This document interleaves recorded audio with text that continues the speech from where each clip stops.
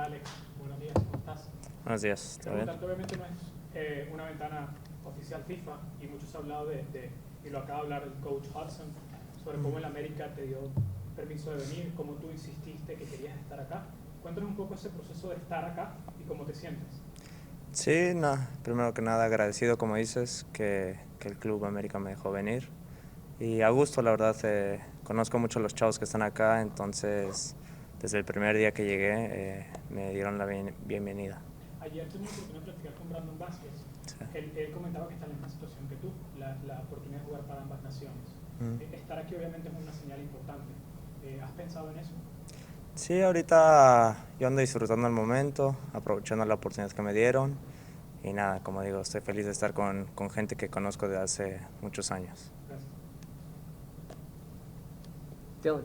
Could you kind of, I don't know, for the lack of a better way of phrasing this, like how did you kind of end up, obviously we know kind of the tug of war, in between Mexico and here, but how did you kind of end up here, I guess? That's a tough answer, but I guess just me doing my thing daily, working hard over there in Club America, playing well, and just taking advantage of my opportunities. In your mind, is this thing kind of closed now? I mean, do you view yourself as a U.S. player kind of going forward from here, or, because I know you technically still file for that switch, right, or is that still kind of up for debate? No, like I said in Spanish, I'm enjoying the moment, taking an opportunity that I have this week, have my mind focused on tomorrow's game, so that's what I'm focusing on right now. Steve. You know a lot of these guys from youth teams and growing up in the game. Do you sense an embrace from them in bringing you into this program to a greater degree now? Is that pretty obvious to you that they're trying to? Like I said, I get along with a bunch of them: Mikel, Jesus, Paul. Obviously, I know Brandon. I know a bunch of other guys like Eric, Sabi. So it's nice to finally see them after so many years. So we get along pretty well. Kyle. Yeah, Gaga, you just make the move to Chelsea and then obviously back here fairly quickly. How do you weigh that decision in terms of whether to try to keep adjusting there or to take the opportunity to come into this game? No, yeah, I mean, it's an honor to be here. So, using this opportunity to show what I can do as a player for the U.S. men's national team, I think that's very important. But, yeah, the move has been great. The training and level there is, something that I think every player dreams of. So, coming out here and showing what I've learned out there for the short time I've been there, I think that's, something I can use to my advantage, coming out and, portraying the skill that they've taught me there. So I think that, using both of these opportunities as an advantage is what's most important. Did the club there have a message for you about coming here and kind of what this opportunity means from their standpoint? I mean, yeah, they're super proud. A club like that I think gives you the most resources to be successful when you get an opportunity like this. So yeah, they're super happy. Told me to enjoy the moment. Hopefully get my first cap with the men's national team. So yeah, I mean, a club like that is very supportive, and they're going to give me the most amount of help they can to get my best performance on the field if that occasion happens. Sanjay. So the guys that you played with in the national team days who aren't here, guys like Christian, you guys who are in Europe, since getting the call and coming to camp, have you been in touch with them? What are those conversations been like, really encouraging you? I haven't really talked to any of them. Just I think the only one I talked to was Christian, and he just told me, "Hey man, heard you going into camp. Enjoy," and that's pretty much it. Okay, we'll take questions from our Zoom audience, and we'll begin with Jonathan Tannenwald.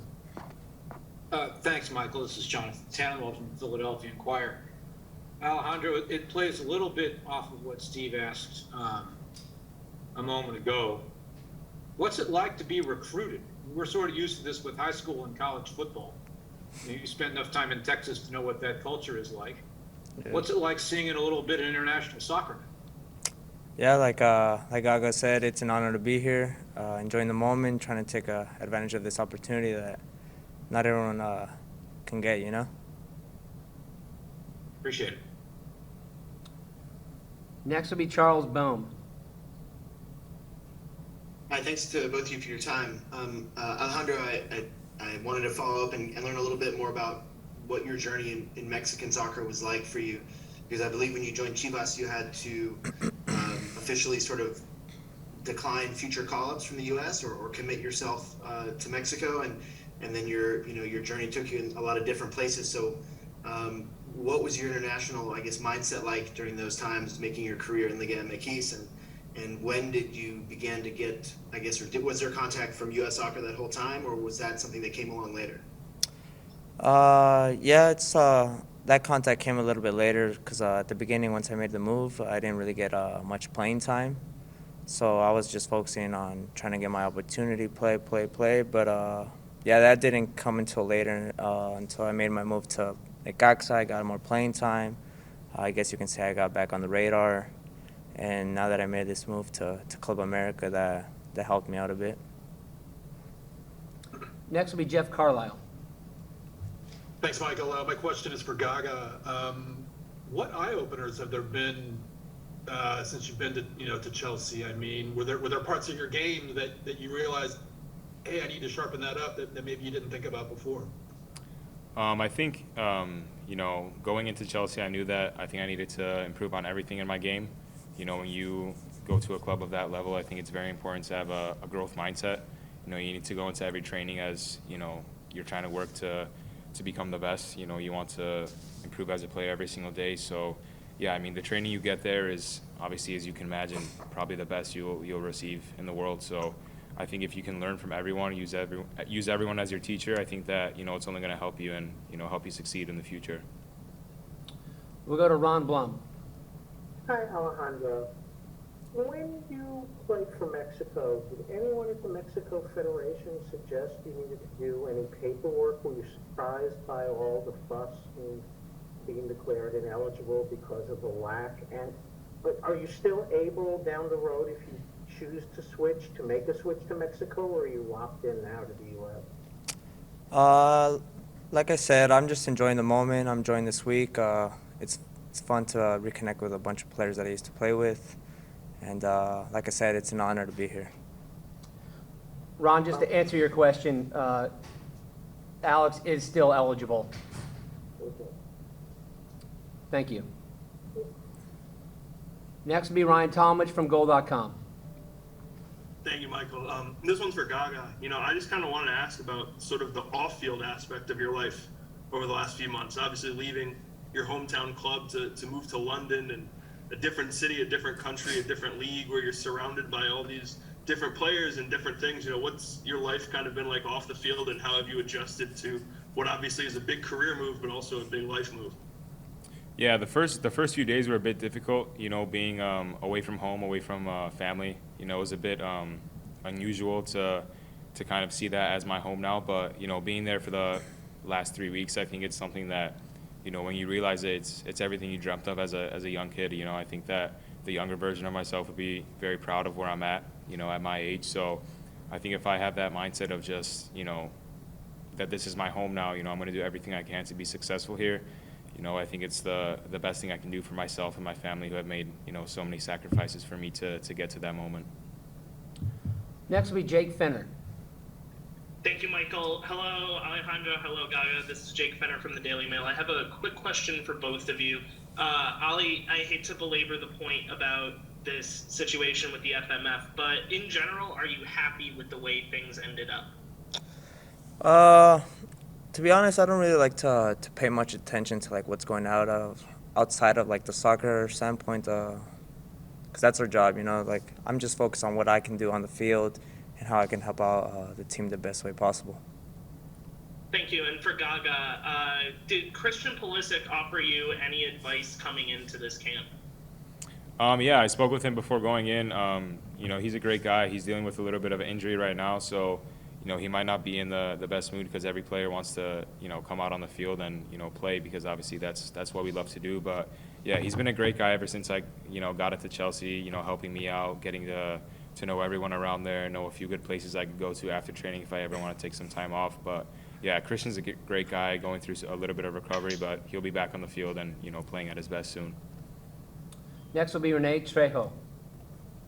Muchas gracias, Michael. Para Alejandro, un gusto saludarte, René Trejo de Fox Sports. Alejandro, ya has dicho que es un honor estar con los colores de los Estados Unidos. Platícanos un poco, me imagino que te ha apoyado tu familia en esta decisión. ¿Qué es lo que te han dicho en tu casa, tu familia, y qué es lo que hace tan atractiva la selección de los Estados Unidos? Sabemos que tiene una gran generación de futbolistas. ¿Qué es lo que la hace tan atractiva? Gracias. Sí, mis papás, mi familia, mis hermanos obvio me apoyan en cada decisión que tomo. Y como dices, el equipo que tiene la selección, tengo compañeros que ya están jugando en Europa, eso me motiva mucho más. Y el grupo que tiene pues, esta selección es muy grande, muy buena, y te lo digo, es muy feliz de estar aquí con ellos, disfrutando el momento. We'll take a few more questions and continue with Doug McIntyre. Thanks, Michael. Thanks for doing this, guys. Alex, this game, and I know you're focused on tomorrow's game, but it's a friendly. The next number of games for the U.S. team are unofficial competitions. How open are you to getting called in for Nations League, Gold Cup later on this year? Thank you. Yeah, hopefully tomorrow will be a great game for the whole team. Hopefully we get that win, and then on the personal side, hope it's a great game for me, and then I'll probably focus on the future once we get to that standpoint. You get me? Next will be Andrea Canales. Hi, this question is for both of you. Gaga first. You had to make the decision, or at least you decided to declare your eligibility for the U.S. Was there any sort of like peace or resolution? I mean, obviously you're dual national with Poland, and you had that option. How did it feel to kind of have that settled, and did you feel like, more at peace? And Alejandro, when the question comes to you, are you anticipating kind of like not hearing these questions and just being like settled when that time finally comes in whichever direction it's kind of decided on? Are you looking forward to that in any way in terms of having sort of, the resolution? Yeah, so, it was a really difficult choice, but obviously both my parents are from Poland, but, they came over here when they were about 20, 21 years old, with no idea how to speak the language, and I think they gave me and my family, an amazing life. They provided us with everything that we have now, so I think it's a sort of like a way of rewarding. I want to win trophies with this country. I want to win medals with this country, and give the country what it deserves for the hard work we put in. So, yeah, for me it was a difficult decision. Obviously I have Polish roots, but my heart was American. And for me, yeah, like I've been saying, I'm enjoying the moment, enjoying the present. I'd rather live day by day, and then once the moment comes to choose or the future, I'll decide on that later. Last question comes from Andrew Jones. Thank you, Michael. First is for Gaga. How's it been working with Graham Potter over the first few days and weeks that you've been over there in his whole mentality? And for Alejandro AZ, what's been the most entertaining aspect so far of being with the team over the past 2 days? Brendan Vasquez and also Pastor Harrison complimented you about the personality and you being energetic. So what's been the most entertaining for you as well as Gaga over the course of these 2 days? Yeah, so I mean, obviously playing at a club like Chelsea, it's an extreme honor. You watch those teams growing up, and being with the coaching staff there, they're doing the best. They're working their hardest to give us the best opportunity to play well on the field. So yeah, having that coaching staff and being able to learn from all the players, I think it's the best thing you can do. When you have a good mentality and you can learn from everyone. Use everyone's key points to make yourself better. You're only going to get better as a player and as a human off the field. They give you the best resources to be the best person on and off the field. So yeah, playing at Chelsea is something I take very seriously, and I love it. And can you repeat your question for me, please? What's been the most entertaining part? Yeah, probably reconnecting with the guys. It's been forever, probably like 6 years ever since I made the move to Mexico. Kind of lost connection for a bit, but it's good to see the guys again, and we're all jokesters. Appreciate everyone joining today. It's USA Serbia tomorrow from BMO Stadium in Los Angeles. 10 p.m. Eastern Time, live on HBO Max, Universo, Peacock, and the Telemundo app. Thanks for joining, and have a good afternoon.